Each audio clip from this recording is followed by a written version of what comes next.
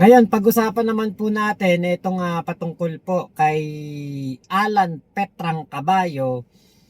Dito kay Alan Petrang Caballo na sabi niya wala daw ghost project sa Taguig City. Ako syempre sinabi ni Alan Peter Cayetano So medyo naniniwala tayo diyan na walang ghost project ang Taguig City.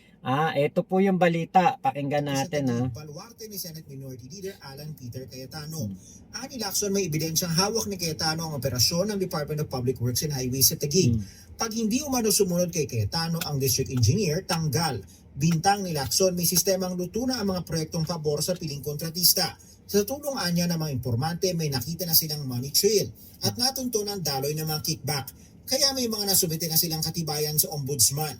Posible anyang umabot ng 33% ang kickback sa mga proyekto na pinagpaparti-partihan mula padrino ng proyekto hanggang kay dating Public Works Secretary Manuel Bonoan Umano. Kaya anya na uuwi sa GOSO substandard projects para kahit papano hindi malugi ang mga kontratista. Ilan anya sa mga kontratista pag-aari ng mga diskaya.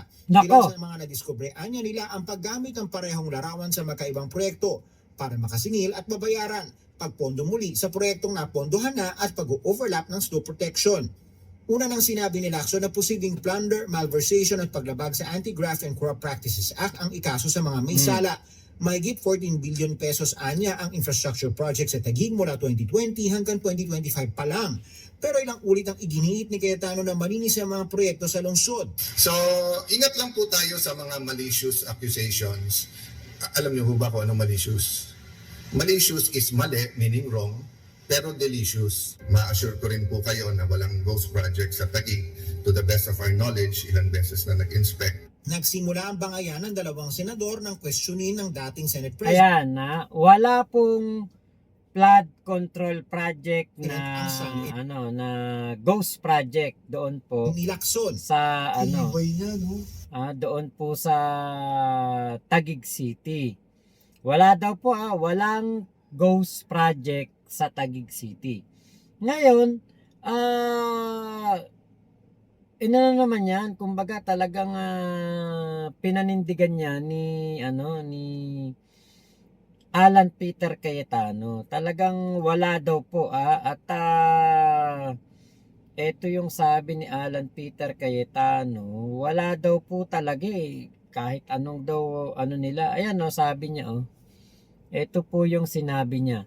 Sabi niya, let me assure you na maayos dito sa Taguig. Walang ghost project dito.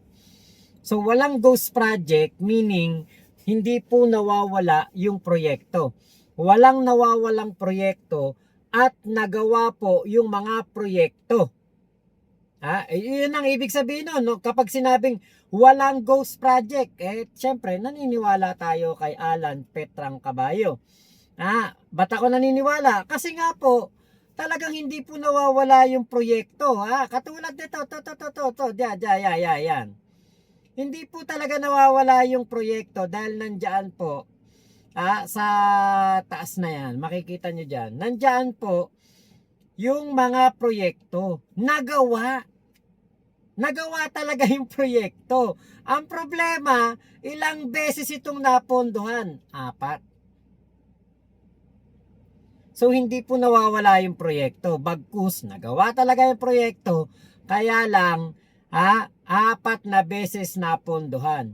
So isang beses ginawa, 3 beses na nagkaroon ng ekstrang pondo, sino nakinabang? Saan napunta yan? Sino ang may hawak ng pondo na yan at kanino napunta yang mga ekstrang pondo na yan? 4 na beses napondohan, isang beses lang ginawa. Totoo yan. Maganda ang mga flood control project ng Taguig. Meron akong mga nakitang video, mga pinagtatanggol si Alan Petrang Caballo. Totoo po. Talagang nakita mo, pulido. Pulido yung flood control project ng pulido yung flood control project ng Taguig. Pero yun nga po ang problema. 4 na beses itong napondohan at iisang beses lang ito nagawa. So, yan ang dapat ipaliwanag ng mga Cayetano. Bakit? Sila lang din naman ang ano dyan namumuno dyan.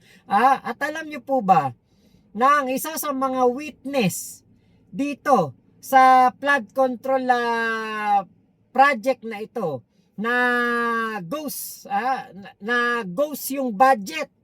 Ghost budget ang nangyari, hindi ghost project. Ghost budget. Bakit yung budget na wala, hindi na makita? Kasi nga po, isang beses ginawa, 3 beses na budgetan. So ngayon, etong budget ang nawala. Hindi na natin alam kung sino nakinabang. So ito po'y talaga na mga meron pong proyekto. Ang problema, yung 3 beses na, yung 3 budget, yan po ang hindi maipapaliwanag nitong si Alan Peter Cayetano. Nakita ko nga dun sa mga video ng mga nagtatanggol kay Alan Petrang Caballo. Mukhang pulido po talaga yung mga proyekto. Maganda, talagang mukhang matibay. 'Di ba? Kaya malakas ang loob ni Alan Petrang Caballo na sabihin na walang ghost project sa Taguig City. Ito pa kanyang pahayag. Ayan. Let me assure you guys, di ba, whether we're talking about Senator Lacson o yung ibang nabanggit ko dati, yan, may hawak din tayo pero sa tamang lugar at panahon at sa laban-laban, but sabi ko nga, hindi tayo pwedeng ma-distract. Ayusin natin kung anong kalaban. Ang kalaban, poverty, kalaban, kahirapan, kalaban, mataas na presyo, kalaban din ay ang corruption. At pag sinabi natin corruption, hindi lang yung tao, pa yung sistema. Diba? Ayan ang mga kinukuda nitong si Alan Petrang Caballo. Kayo ba maniniwala ba kayo kung meron talagang hawak na na ebidensya o may hawak na patunay na kurakot si Ping Lacson? Hindi pa niya ilalabas yan agad-agad? Binabanatan na siya ni Ping Lacson binabatingting na siya ng kanyang mga korupsyon inilabas na nga ni Ping Lacson yung kanyang mga bala, tapos ikaw hindi ka pa sasagot? Hindi mo pa ilalabas yung mga ebidensya mo? Eto si Alan Peter Cayetano, humahanap to ng padrino. Di ba nga gusto nga niyan si Spire, ayaw na nga niya na maimbestigahan yung flood control. Si Spire nga ang hinihingi dahil nga, di ba, kakala niya kasi hindi siya kukuligligin ni Ping Lacson at akala niya yata hindi siya seseryosohin ni Ping Lacson sa mga katarantaduhan na kanyang ginagawa. Hindi niya alam si Ping Lacson talagang aanuhin siya, babanatan din siya. Kinuliglig niya si Ping Lacson, di gumanti ng kuliglig. Di ba? Kung ano-ano sinasabi niya kay Ping Lacson. Ngayong inalmahan siya ni Ping Lacson, di wala naman siyang maikibo, wala siyang maisagot. So ang kanyang naisip, si Spire.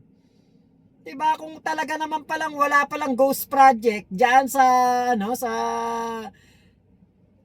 Taguig, bakit ka naghahanap ngayon ng ceasefire? Ba't ka nananawagan ngayon ng ceasefire? Ito na nga po, ang mahirap dito kay Alan Peter Cayetano, 'di ba? Siya kumbaga nagmalaki, nagmayabang, akala mo kung sino. Pero yun pala, hindi pala niya kayang panindigan. At kapag kinalaban na siya ni Alan Peter Cayetano, kapag kinalaban na si Alan Peter Cayetano ni Ping Lacson, ceasefire ang kanyang panawagan. Tigil putukan, tigil na sa bangayan. Hindi niya alam na si Ping Lacson, matagal na palang may mga ebidensya, matagal nang may mga hawak, hindi lang natututukan ang Taguig. Dahil nga, si Ping Lacson, napakaraming inimbestigahan. Kung maaalala ninyo, detalyado na naimbestigahan ni Ping Lacson ang Bulacan.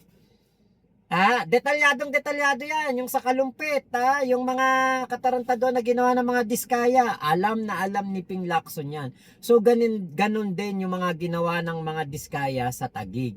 Kaya ikaw, Alan Peter Cayetano, pag mag-uumpisa ka ng gera, siguraduhin mo may dala kang tamang armas, hindi yung water gun lang pala dala mo. At kapag ikay na singhala ng konti, medyo na pitik ka ng konti, ceasefire na ang itatawag mo. Buti nga sa'yo, Alan Peter Cayetano.